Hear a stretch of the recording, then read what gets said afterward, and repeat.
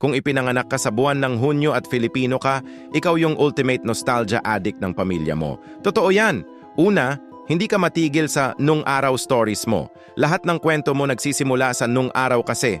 Tapos, may backup Nokia phone ka pa rin hanggang ngayon kasi matibay naman eh.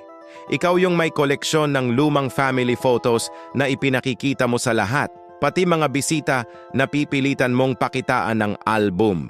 Kahit anong usapan na dadala mo sa mas maganda noon kaysa ngayon. Takot ka sa bagong technology. Ayaw mo ng smartphone features kasi complicated. Puro old school Filipino songs lang sa playlist mo. Pag may bagong TV show, sinasabi mo agad, hindi katulad ng mga palabas noon. Pero ang pinaka-amazing, naaalala mo pa rin lahat ng neighborhood drama na nangyari decades ago. Sino nag-away, sino naging magkaibigan, sino umalis ng bahay, lahat nandyan sa memory bank mo.